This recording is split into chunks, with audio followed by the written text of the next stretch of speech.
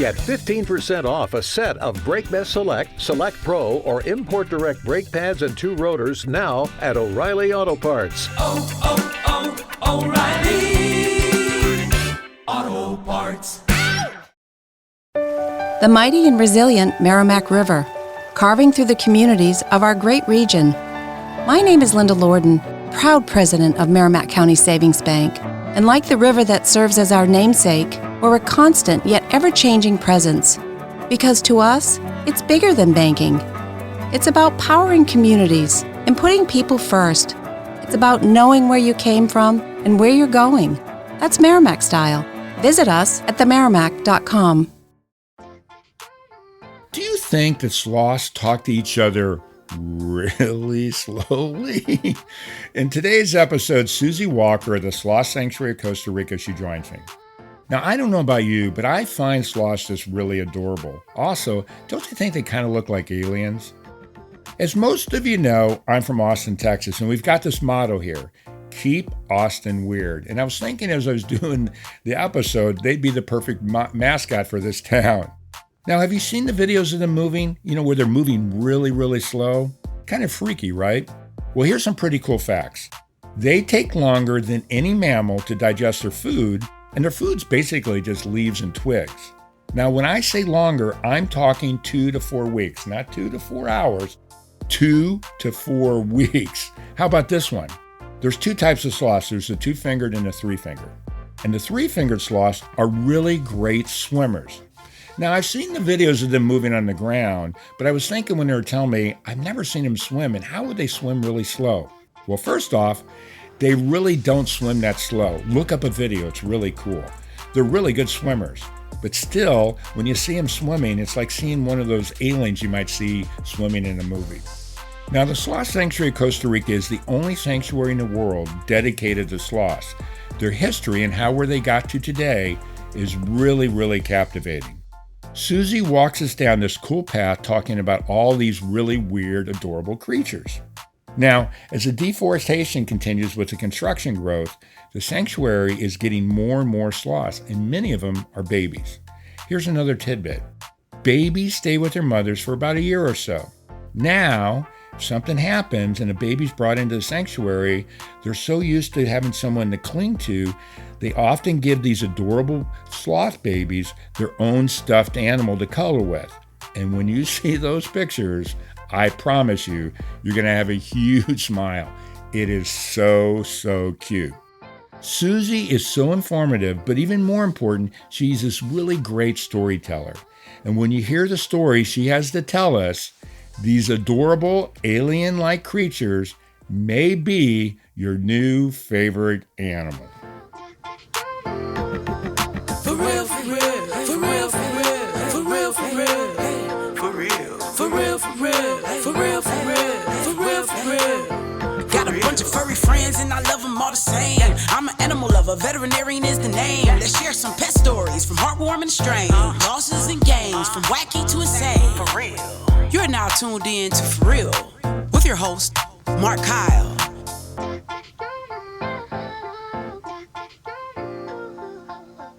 Hey, everybody, and welcome back to the For Real podcast. Today, I have a great guest. Her name's Susie Walker.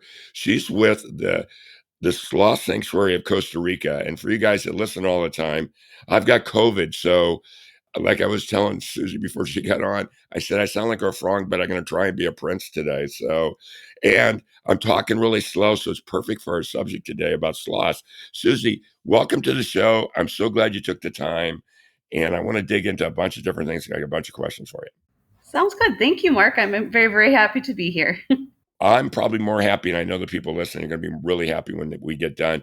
What I typically like to do is I like to start and get with your background. I know you've got an extensive background with animals, including dolphins and all that. Let's talk a little bit about that, and we'll get to the sloths afterwards. They're slow anyway, so we'll take our time to get there. Sounds good. So I'm originally from Minnesota, so nowhere near where sloths would ever find themselves. Minnesota, yes. Yeah. Sometimes you hear that, a little bit pronounced. I heard it. Yeah. You said it. Yes, and I've always loved animals, and when I was younger, I didn't know what I wanted to do as a career other than I wanted it to involve animals. I didn't know if I wanted to be a vet or an animal caretaker or a researcher. And there's just an educator. There are a lot of things you can do with animals. And so when I was in college, I had the opportunity to try some different things out through internships. And I ended up working with dolphins. That was the majority of my career for about 20 years. And that was unexpected as well. Not a lot of dolphins in the center of the country. In Minnesota, no.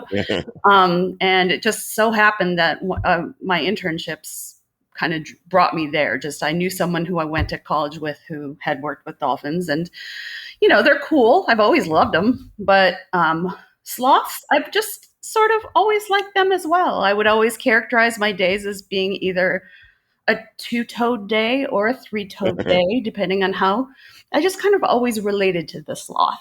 Well, and I'm gonna add a little trivia in there. So sloths come in two-toed and three-toed. So Correct. for you guys that are listening, we'll get into that later. But I just wanted for you guys listening, they're probably going two-toed or three-toed. What you mean? Yeah, there's different kinds. We'll talk all about it. Yeah, absolutely. So I did have an opportunity to volunteer with the Sloth Sanctuary of Costa Rica back when they had a volunteer program in 2013. I'd been following them for a while, and they've always just interested me. And so I volunteered, and then I ended up about 3 years later, 2016, being able to help them out with a whole bunch of stuff that they needed a little help with. So I was very impressed by the sanctuary when I was a volunteer, and it just blew me away with the amount of care and the quality of care that they provided for each of the sloths. So that's sort of how I got there. Well, it's funny is that, and most people listening will know what a sloth is, but until you really start doing a lot of research on them, you really don't.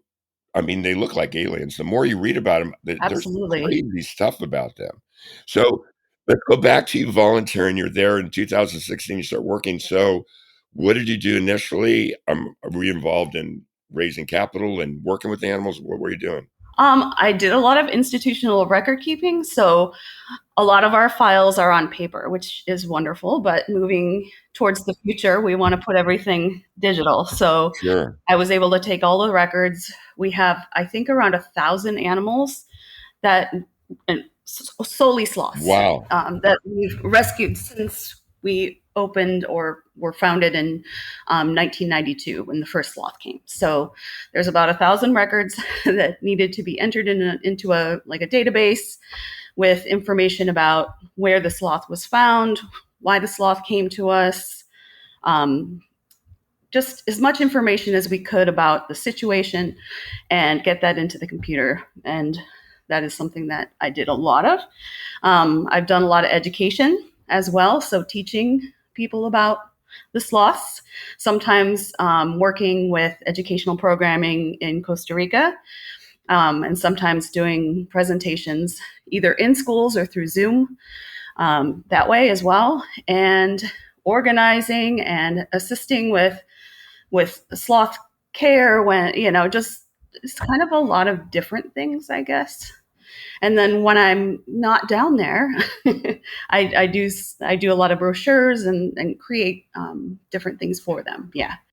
Well, I would think if you had to go through all those records, you probably know the sanctuary maybe even better than the family that's been running it since it started. I mean, you have to go back and read everything.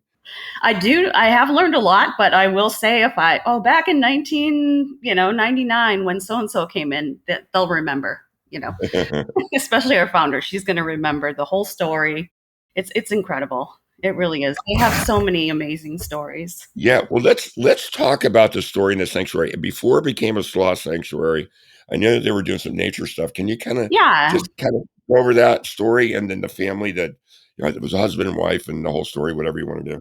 Sure. Our founders were Judy and her husband Luis Arroyo. And they, prior to having Sloth Sanctuary, they had purchased some land down in Costa Rica where they planned to retire. And on that land, they built a bed and breakfast. the river was really wide at the time. They had a pontoon boat, and they did bird watching tours. So that was kind of the gist of it. About 320 acres of lowland tropical rainforest near the ocean on the Caribbean side of the country. Just a beautiful place. Then there was an earthquake, and it kind of rerouted the river, at least changed the course of the river, had to completely rebuild. At that point, shortly thereafter, they had kind of got things going again with the bed and breakfast, and some neighbors, they had three little girls that came over and brought a sloth.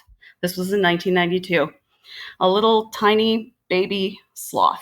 And at the time in Costa Rica, 1992, it's not that long ago, but people kind of didn't really feel comfortable around sloths. They kind of thought they were dangerous or that they carried diseases and that you should, they don't have the reputation that they have now. Right. At that time. And so, but of course, Judy and her husband loved animals. They had dogs, they had rescued animals, they had done all kinds of stuff. And so they took this little baby sloth in, and they named her Buttercup, and they called around to try to figure out, how do I take care of this little sloth? And they called local zoos and the few rescue centers that were around at the time, and everybody said, no, we don't do sloths. No, not our thing.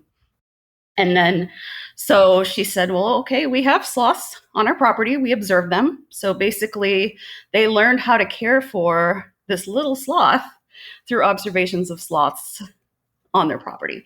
And also just having cared for little mammals before. So trying to figure out, they drink milk, just learn as much as she could. And Buttercup lived for a beautiful 27 years. That's amazing. First sloth, and she was a little three-fingered sloth. We'll talk more about that later. But yeah, just a wonderful ambassador for her kind, for sure.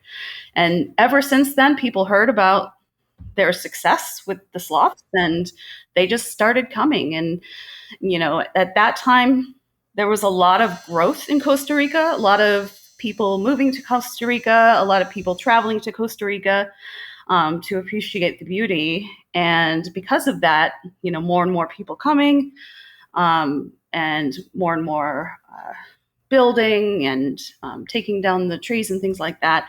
So that there were certainly a lot that started coming to rescue, to our rescue center, but also other rescue centers.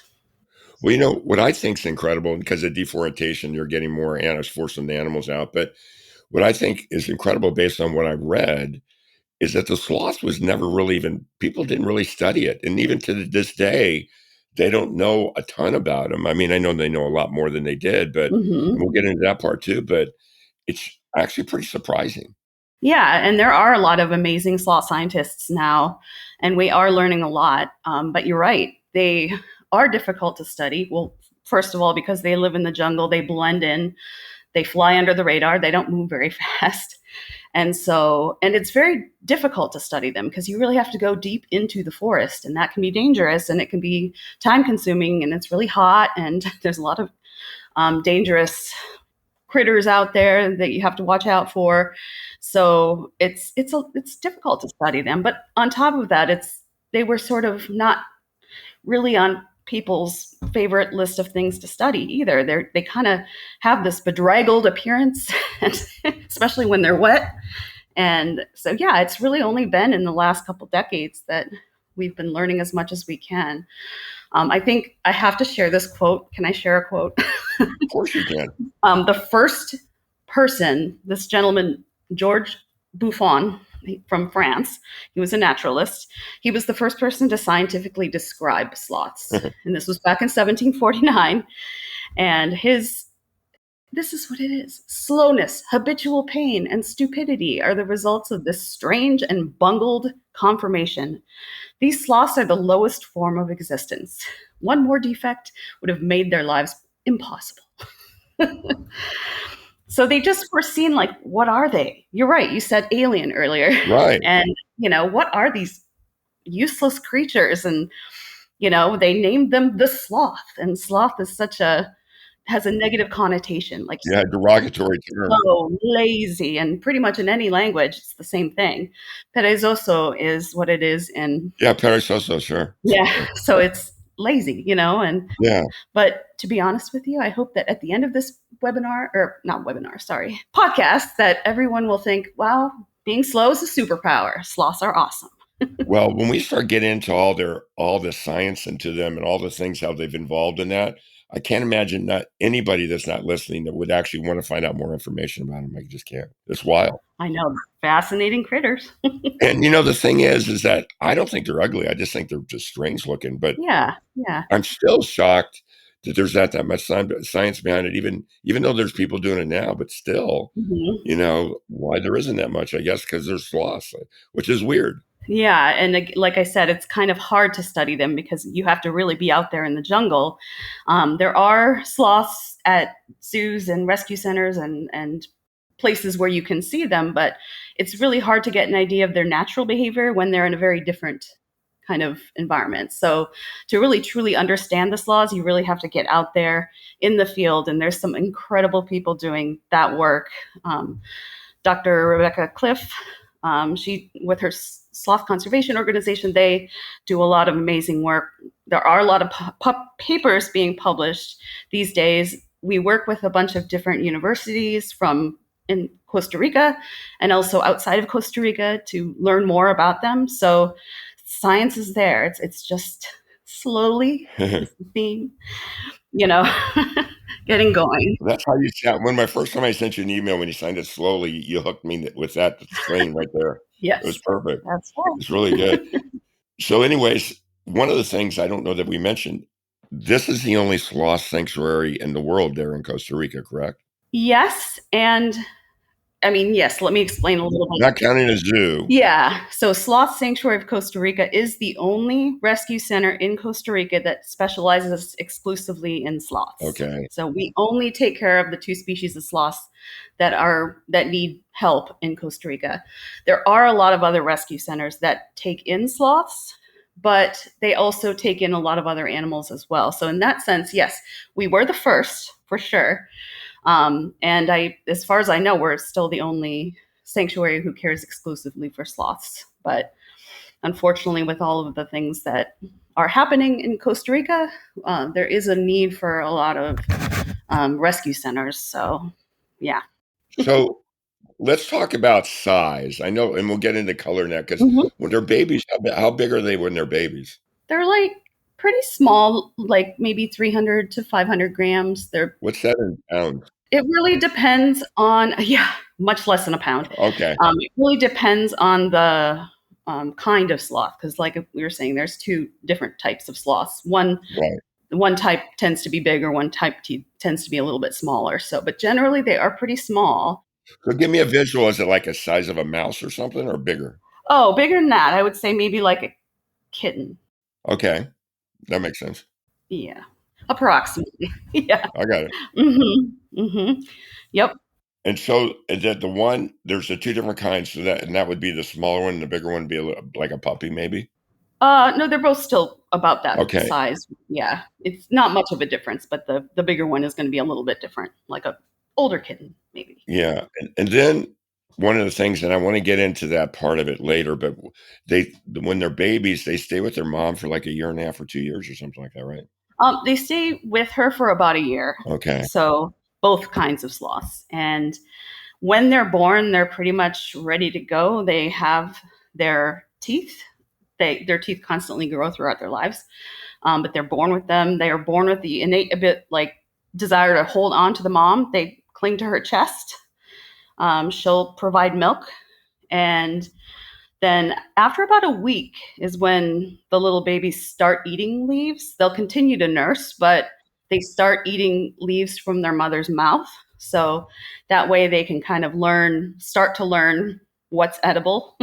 And that's really a big part of the education of a baby sloth, is the mother teaching them what leaves are safe to eat, which leaves are not, which trees are safe, all that good stuff. So they stay with them 1 full year, and they generally reach maturity at about 1 to 2 years of age. So they're fairly young when themselves are. Here's a trivia for you that you can take it to the sloth world. Yeah. So I had a guy on his intelligence of dogs and a bunch of things. The reason why dogs lick is because in the wild, when they, let's say a wolf or something would get food, the mother would chew it up to make it softer. So they would feed the babies, the puppies, that food out of their mouth. So they generate. It's genetically ingrained now, where they're licking, thinking they're going to get food. Okay, that's interesting. So very cool. Similar to what you're doing in the sloth world.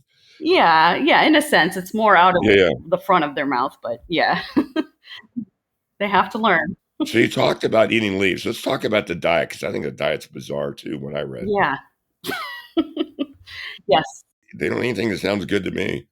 Yeah, there are, like I said, there's two different kinds of sloths, and one of those kinds of sloths, the three-fingered sloth, they eat, they're folivores, they eat exclusively leaves, and once in a while, maybe a flower. But the two-fingered sloths, they will eat mostly leaves and occasionally fruit that isn't quite ripe, like green fruit. They'll eat that, they'll eat flowers. There are some folks who think they eat insects and things like that, but that really hasn't been shown to be the case.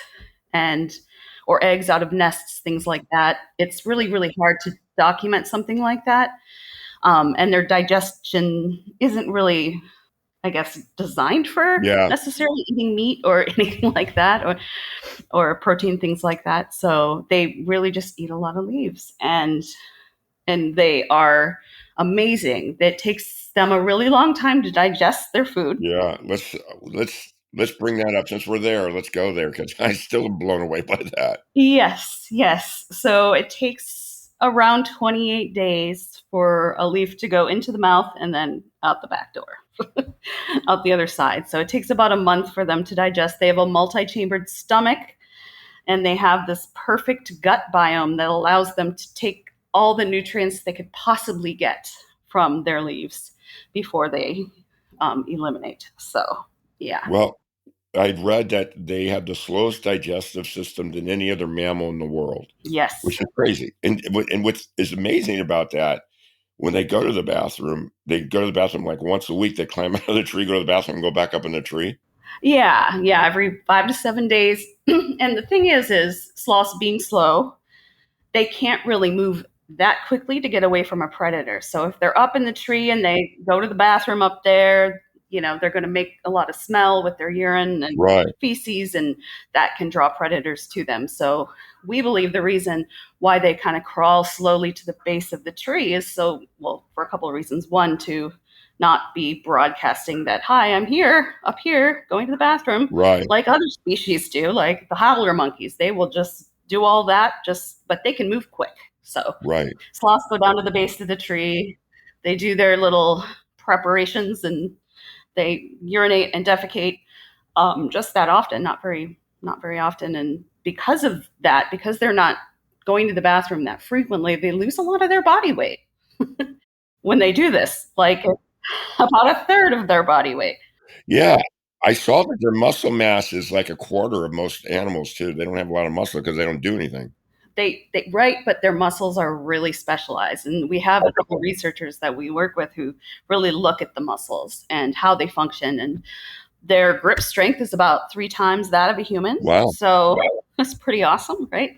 They can, they're able to climb these trees and hang, doing pretty much everything from trees.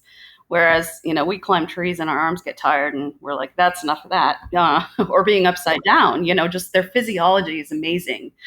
What allows them to live a life that is so unique. They're in the trees pretty much all the time. And so to be able to hang upside down, to be able to climb, they just have a lot of really amazing adaptations for doing that. But yes, the going to the bathroom happens at the base of the tree. That way it also could alert to another sloth that this tree is inhabited by a sloth. Yeah, they're kind of solitary animals.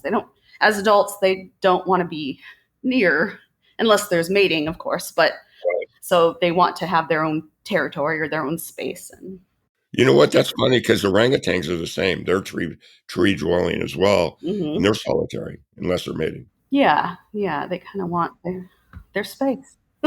So they're and then as a mature adult, how big are they?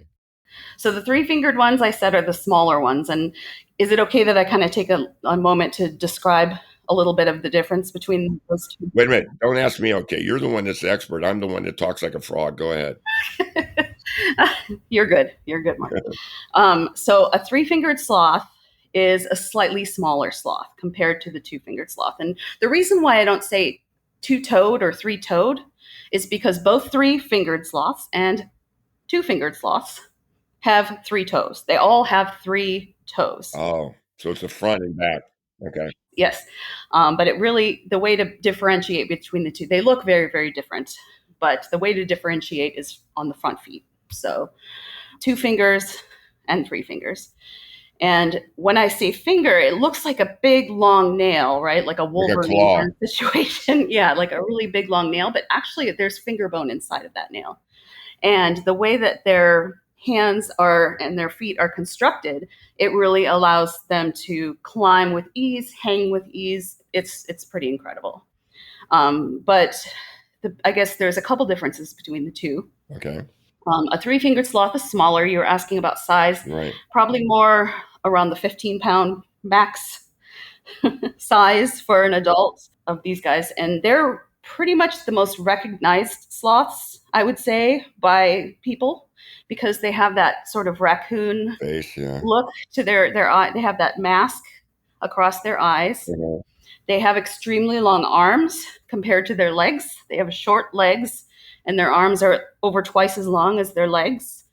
They tend to be kind of lighter in the face, and their hair is kind of, I would say, they have a couple different layers of hair. They have like the outer layer and then the inner layer to give them warmth. But they have that mask. That they're decent swimmers. And then the two-fingered sloths, they're bigger. They move a little quicker. Not when I say quicker, I don't mean like, Yeah, I got it. but they move. They have a very distinct look as well. They have sort of a larger nose that kind of, I don't know if I would maybe say it like a pig snout, but not really. Like it's like a big nose. And their arms and legs are about the same length. Their hair tends to be a little bit longer overall. And something that's cool about their hair is that it grows kind of the opposite of pretty much all the other mammals, where it sort of parts down the middle on the belly and hangs down to the back. So if they're hanging in a tree and it's raining, for example, the water will sort of drain off of them. And then it comes to like the hair kind of comes down to a tip. We call it a drip tip. So it just that way it kind of helps move the water off of the sloth's body so that they can stay warm. That's cool. And that's another really crazy thing I want to talk about too is the fact that their body temperatures can vary so much. They're like poikilotherms, like animals like lizards who would have to bask in the sun to gain heat, or if they were too warm, they'd have to go somewhere to cool off. Right. Sloths are that way as well. Like most mammals, pretty much you stay at the same temperature. There's a little bit you can do to kind of regulate your body temperature, but it's usually going to be 98.6. But with sloths, it can vary like over 10 degrees. Or like, really? Yeah. Which is adapting to the weather? Is that why it's doing it? Yeah, the heat, weather, if they get wet, it's raining, they live in rainforests, and they, need to be able to regulate their temperature. So if it's a super hot day, they can pull themselves down into the tree, under the canopy, kind of in a shadier area. If they're cold, they can try to get towards the sun. If there isn't sun, there's different things they can do to kind of adjust their body temperature. Heat themselves up. Yeah. I wish I had that. I know. Right? Yeah, totally cool. Yeah. For real, for real, for real, for real, for real, for real, for real. And we'll be right back. We are supported by PrepVet, providing stem cell therapy for pets. As a pet lover, did you know your pet can benefit from the incredible healing power of stem cell therapy? Prep Therapy offers a groundbreaking solution taken right from your pet's own blood. Say goodbye to joint pain, arthritis, kidney and liver conditions, and more. They'll experience faster recovery, increased vitality, and extended quality of life without the need for surgery or harmful drugs. Put the wag back in their tail and discover Prep Therapy today at prepvet.com. Save 10% with promo code FurRealPodcast, covered by most pet insurance. I want to get into what lives in their hair. It's disgusting. Right. It's symbiotic, I know, but it's the most bizarre. I mean, everything about these guys is bizarre, but let's go. Yeah, they have super cool hair. So their hair is sort of designed where it has a groove in it. And so things like algae and fungus can grow inside of there. And so there are people who think, well, maybe they eat that, maybe it's, that's the benefit of having the algae and the fungi on their skin, in their hair, is that they would eat it. But we don't really believe that that's the case necessarily. However, it does sort of give them a natural look and helps them to blend in even better. So does it make it look like moss, kind of? No, they just kind of have a greenish color to them. Like they don't really like sweat or produce body odor at all. In fact, they smell like plants for the most part. I'm surprised they don't. Why don't they sweat? Because they don't move. Yeah, I know. They can't. The two-fingered sloths with the big nose, they can kind of release heat that way they sweat through their nose. But really, yeah, they're not. If you were to smell a sloth, it doesn't really smell like an animal. I would say they smell more like a plant. Really? I mean, I don't know if that's really the best way to describe it, but. Well, no, that makes sense. I mean, because they basically got plant life living on them. Yeah. So the algae and the fungi grow inside of the grooves in the hair, and it benefits the algae because, they can make their way up in the canopy, and then the sun shines down. It can help, with that. And as far as, we don't really know the benefit to the sloth. We don't think they eat it, but I don't know. Like I said, we're always still learning, but it hasn't been observed, I should say. But we do know that it really helps them blend in really well. They also have bugs that live with them. I mean, it's just weird. Yeah, I know. And like I said, people in Costa Rica, or people just in general in areas where there were sloths, back before we really knew anything about them, they were horrified. Like, oh my gosh, this critter, it's just teeming with insects, Right. And it's filthy, and, they carry disease. And, now we know so much more, and it's like amazing. It's an ecosystem inside of their hair. And they have a couple different species of critters, bugs that would live on them. There are what are called sloth moths, and there are several species of this type of moth that complete their life cycle and live in the hair of a sloth. And sloths can have a lot of these, like hundreds and hundreds of these in their hair at one time. So they're just kind of teeming with them, and then some species of beetles. And so, yeah, you will see a lot of little moths.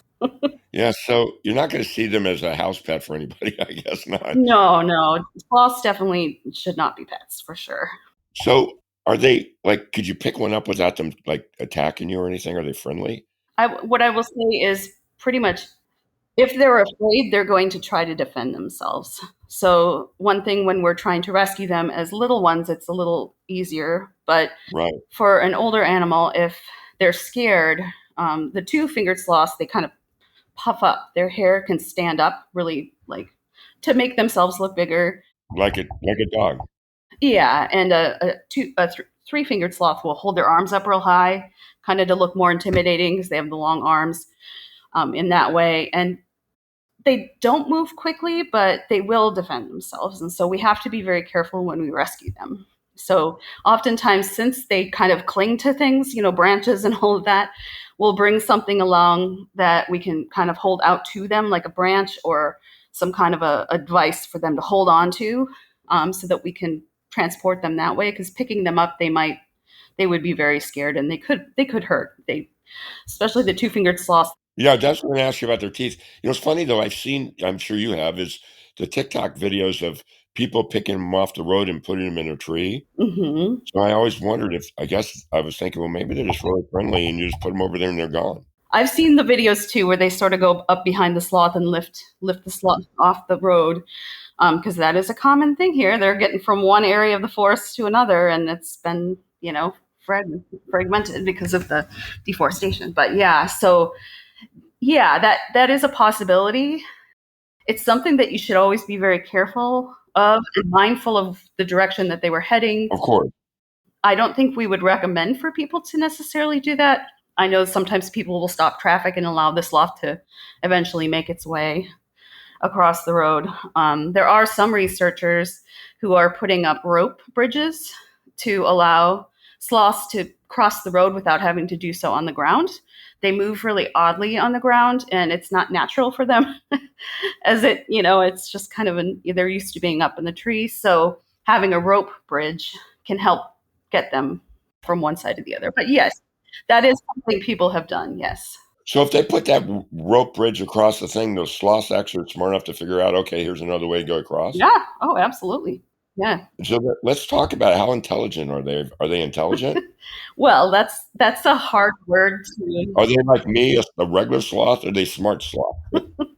Well, I think they're smart for who they are. I mean, every animal that can adapt and live in an environment that's very difficult to live in, Sure. Or even not difficult to live in. But yes, they've adapted so well. They are very successful.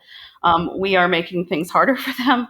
But I do think they're smart. It's hard to talk about intelligence because that's very human. Of course. And to be able to identify like what constitutes intelligence in a sloth. Well, it's a relative term, right? I get that, but yeah, like if you gave them something, like as an example, what I thought was interesting is you can try, when you see the apes that have learned stuff, they've actually been taught that. Mm-hmm. They had to be taught that. They didn't learn that. Where dogs learn it on their own oftentimes. Mm-hmm. Are there certain things when you guys have them, because it's a sanctuary that you guys just leave them crawling around and doing it up in the trees and doing whatever? Yeah, we try to provide a habitat that's more as close as possible while they're with us. So our ultimate goal is to have them go back into the forest, but right. While they're with us, or the ones who we have deemed as unreleasable, we try to provide them with an environment that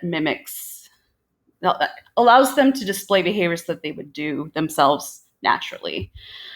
So we aren't necessarily, I had worked with the dolphins, and I know about the ape work with the language studies, the cognition studies, and how carefully you had to do those studies, because are you really demonstrating that the animal understands the concept, or are you demonstrating that the animal learned a chain of behaviors? Right, exactly. And so that was something that was really important to demonstrate with the dolphins. And in terms of language work, I mean, obviously, Kathleen Dudzinski, Dr. Dudzinski did an amazing job talking about that. Yes, on her podcast with you.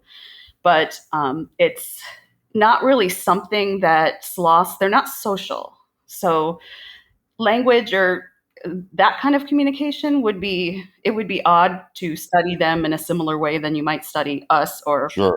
a great ape, or they're just different. And do they make sounds? Yeah, little babies do, trying to get mom's attention. Yeah. Generally they're pretty quiet though. Like two-fingered sloths, maybe they might hiss if they're threatened a little bit.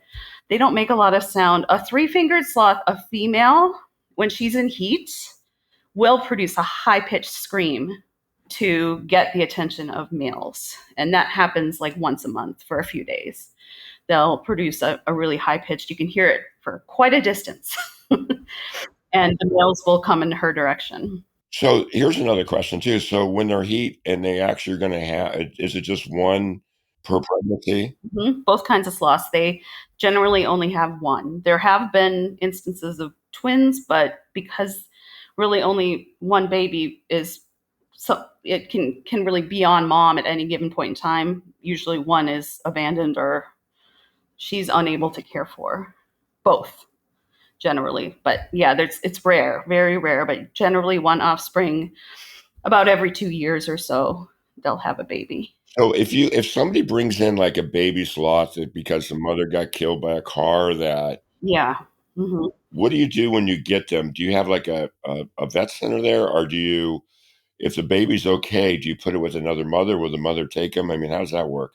Well, yeah, generally when a baby comes, we do get a lot of babies, unfortunately, because either they're orphaned or abandoned, and they're really amazing. Like they can fall these great, amazing distances from up in the tree and be okay. Like the way that they're built is just, they're very resilient in that sense.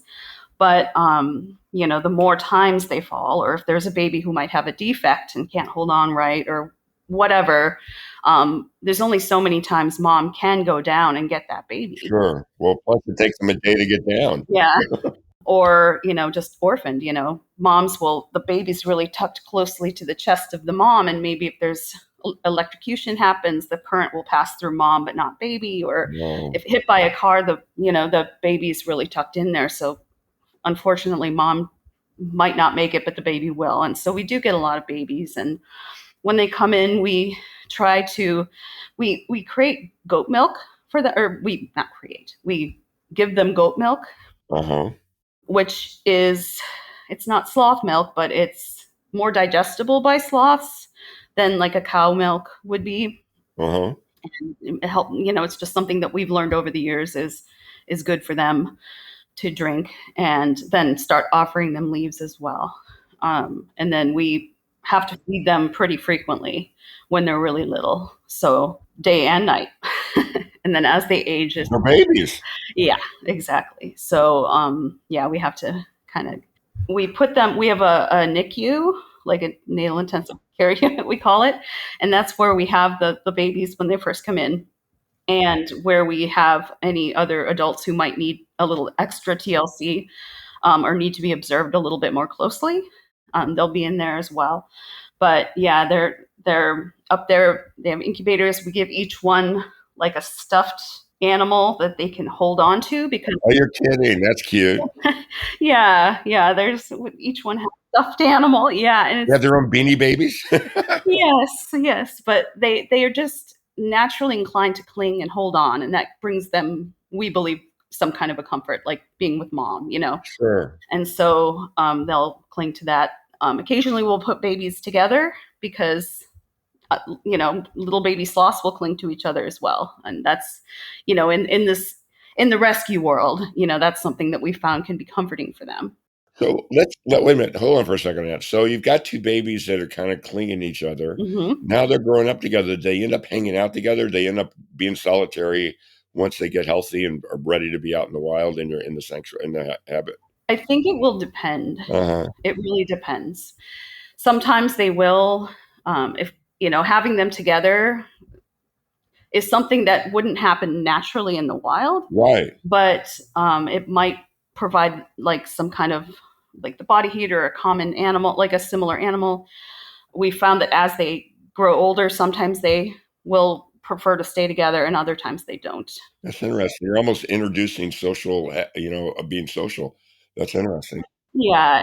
And more so just, that warmth, that heartbeat, just being. Right. Sure. That's crazy. Yeah. So let's go to, I've got, this is the worst thing about me. I could ask questions all day that are, people are going, would the guy shut up? So I know that oftentimes there's an area in Panama where the sloths swim to some island to have their babies or whatever, mate or whatever they're doing.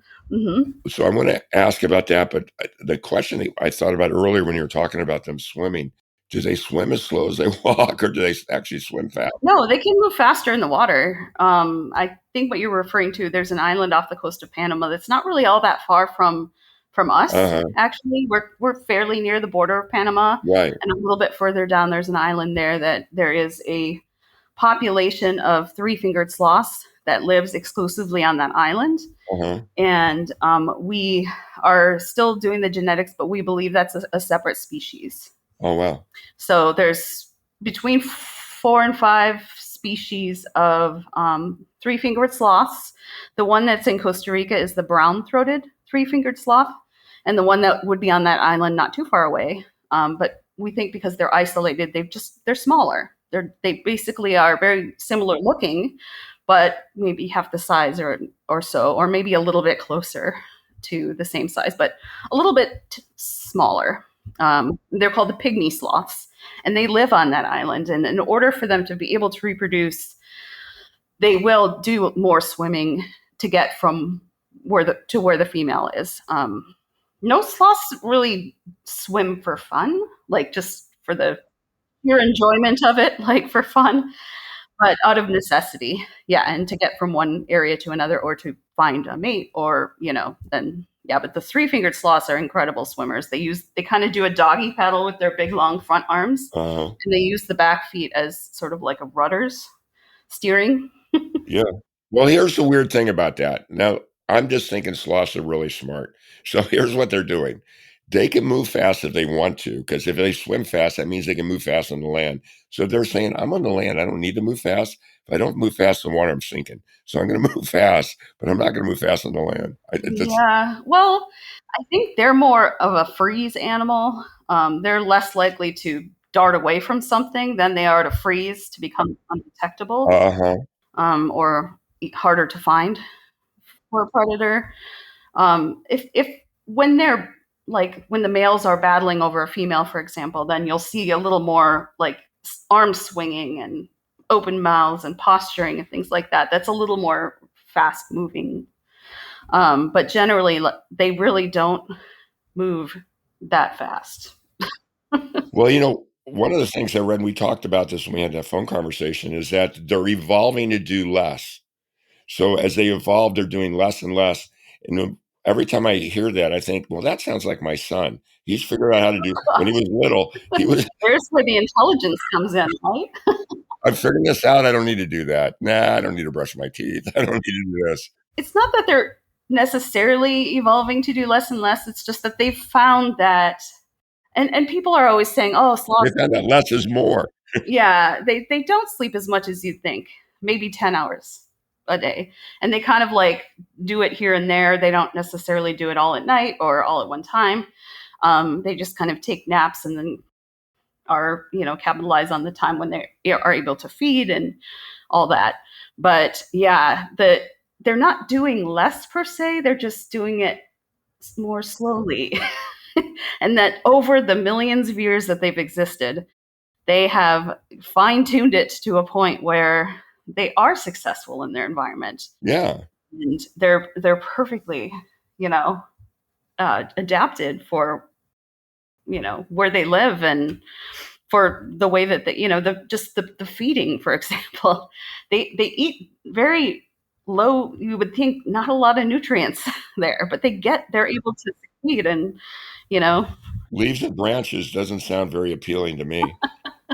So I know that it takes them, 2 to 4 weeks to actually digest. Do they eat every day anyway, so, and it just yeah, yeah. wow. There's constant digestion happening somewhere along the line in the process. So yeah. Do they eat all day or just periods of time or Off and on, we still have to learn more, but right. when you look at their activity, like are they active at night? Are they active during the day? We kind of think, well, it kind of seems like we've observed them doing them at all times of the day and all times of the night. So it's hard to say whether they're like nocturnal or anything like that, or diurnal.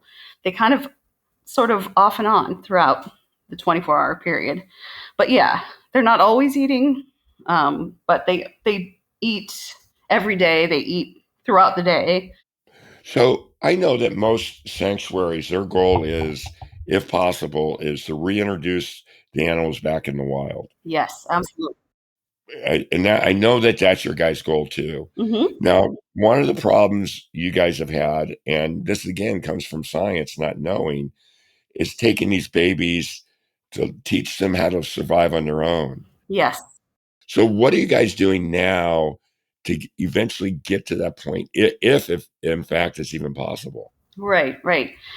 Well, when you look at a baby sloth, like I mentioned earlier, that the great majority of the sloths that we get are babies. We get a lot of babies. Right. I think 75%-ish Wow. of our sloths of the two-fingered and 66-ish% of the three-fingered ones are babies.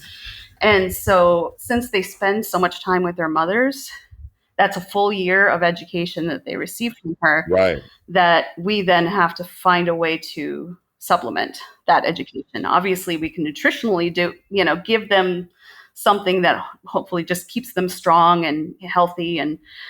But the goal would be to find a way, and you have to do this scientifically, And there are other rescue centers who are working on these kinds of things and are finding success with doing so, which is an incredible thing, where you can sort of scientifically come up with a plan where you're looking at their behavior.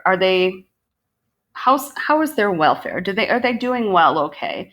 If we're moving towards a more wild existence, we want the diet to be more and more like what they would be eating out in the wild. And so generally we give them things that way, but occasionally we supplement with other things that we know have worked for sloths. Mm-hmm.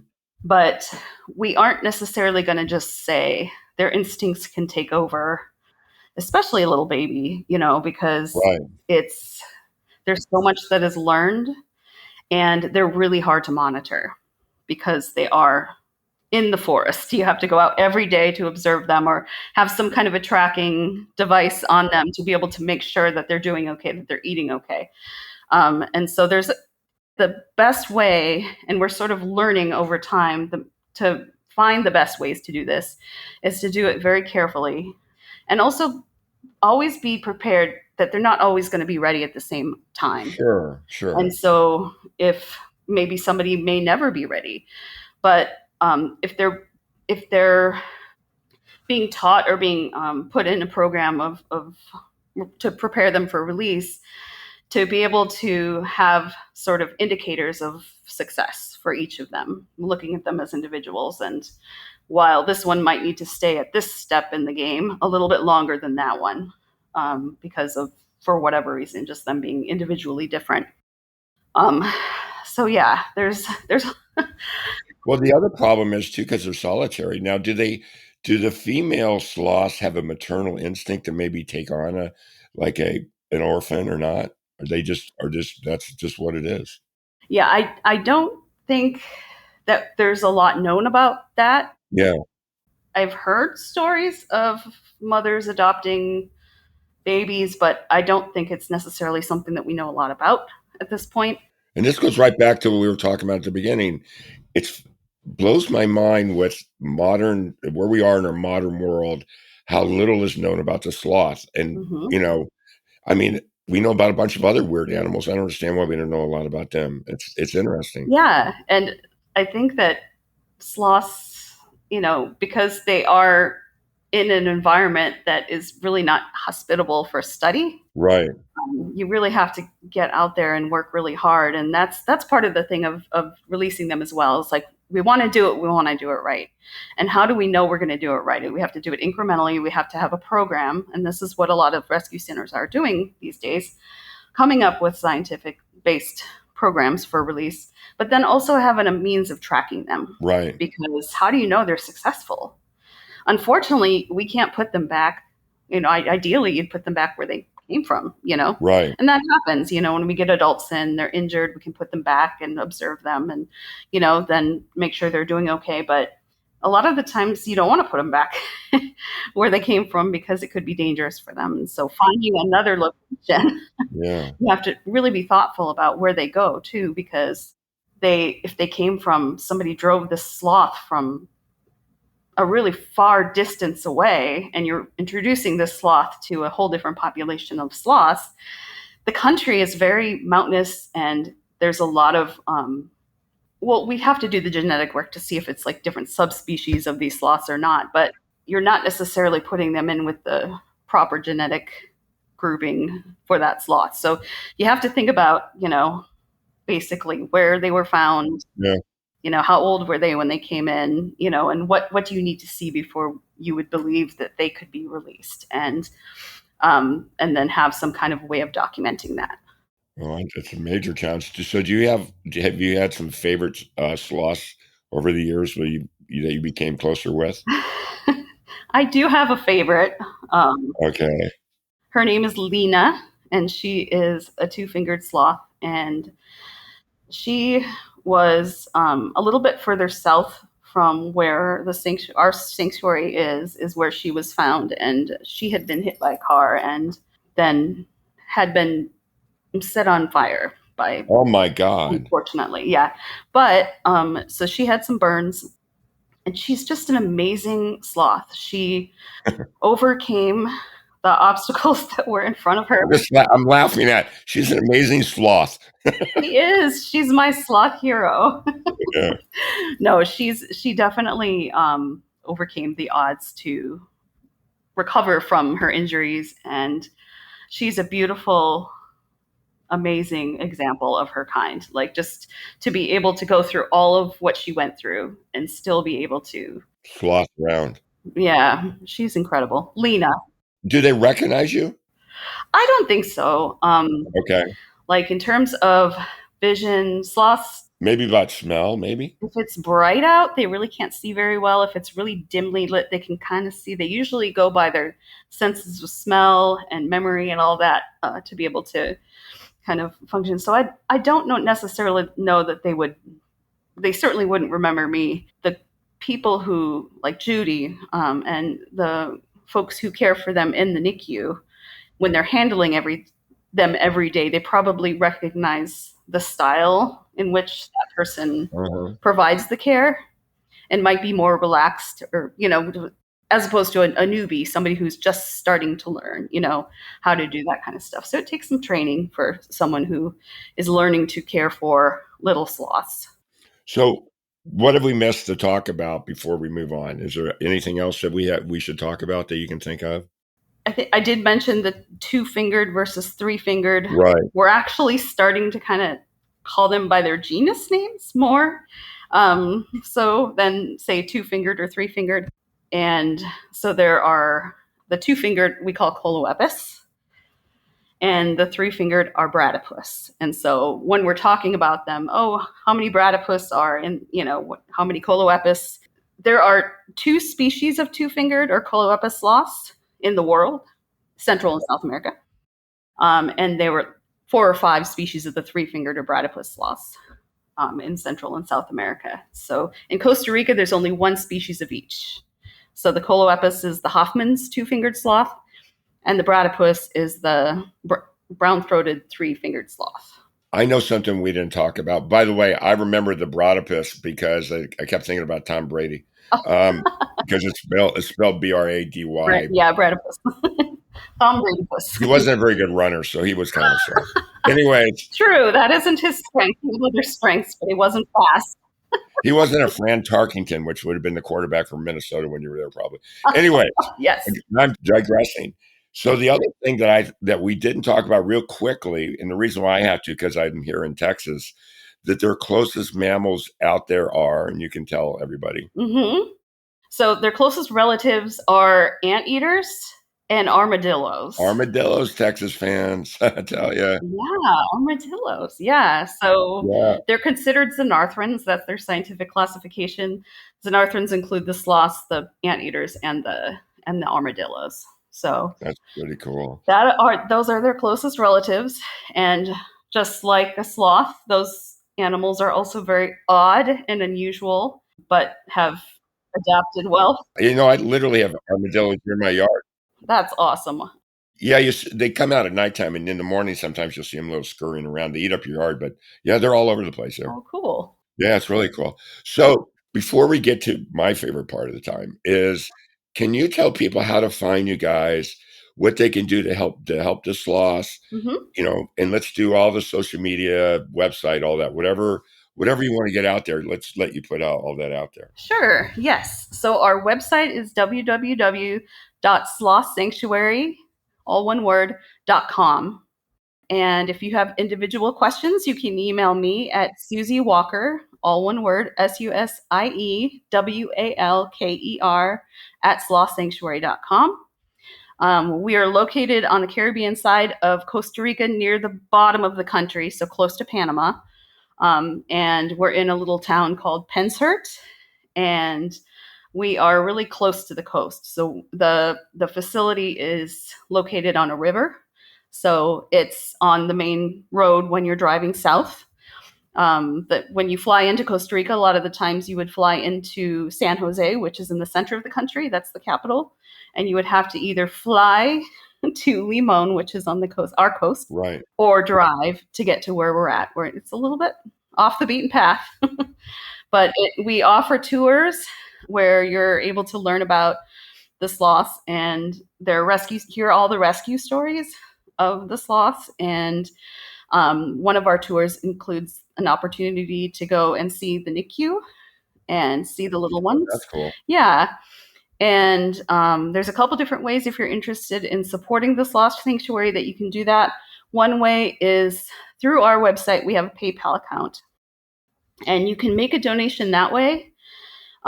You can also donate to, we have a compadres adoption program. You're not specifically, I guess, adopting a certain sloth, but it's calling you a friend of the sloths. So there's like a little adoption program as well.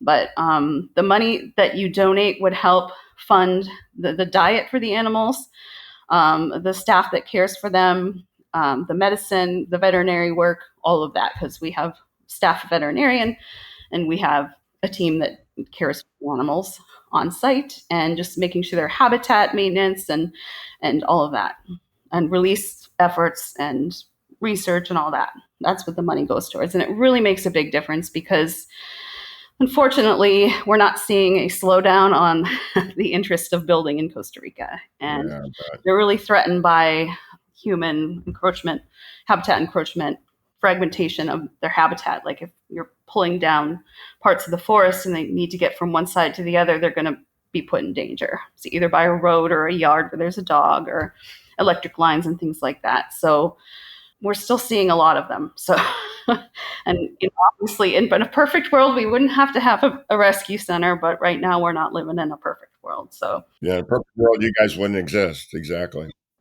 Exactly. And if you do decide that you want to make a contribution, we thank you from the bottom of our hearts. If not, just if you don't have the funds to support them financially, you can support us by sharing with the world how amazing sloths are and how incredible they are, and how being slow is a superhero, and they're not lazy. They're amazing. And on social media, do you guys have TikTok and all that kind of stuff too? We don't have TikTok. We have a Facebook page.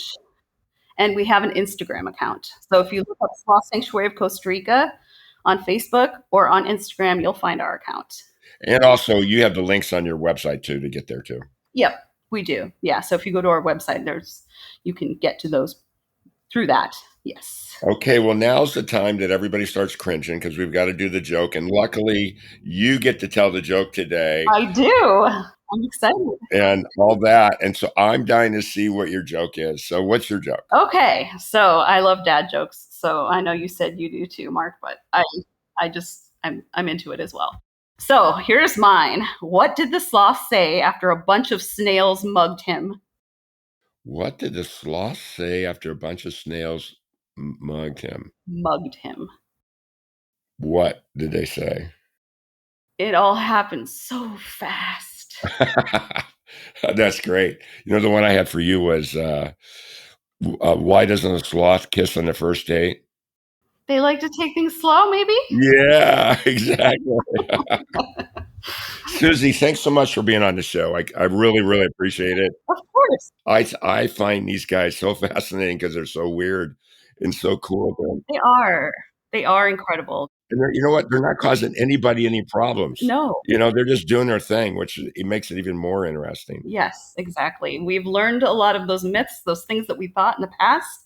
They spread disease. That's not the case. No. They're not dangerous. They're these incredible, beautiful animals that are spokes animals for Costa Rica. They're definitely incredible.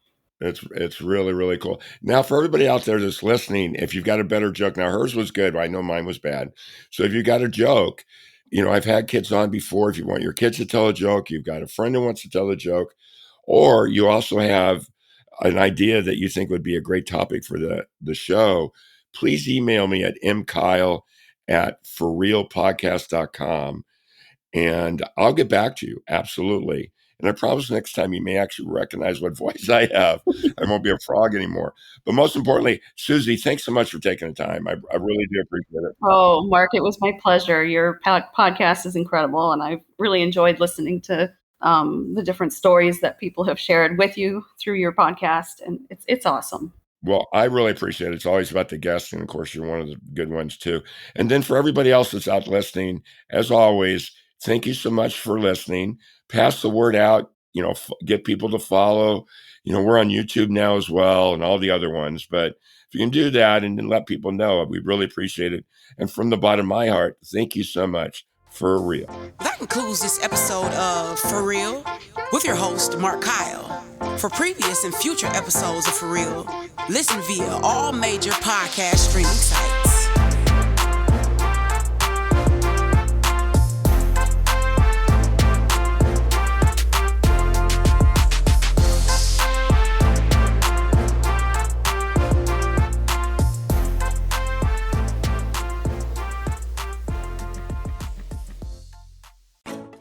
College Savings Iowa is now iSave 529, and it can do more than take your child to college. It's their passport to a bright future, because funds can be used for K-12 tuition, trade schools, graduate degrees, books, and everything they need to get anywhere they want to go. Register by September 30th at iowa529contest.com for a chance to win a $5,290 contribution. iSave 529 for every child, for any adventure.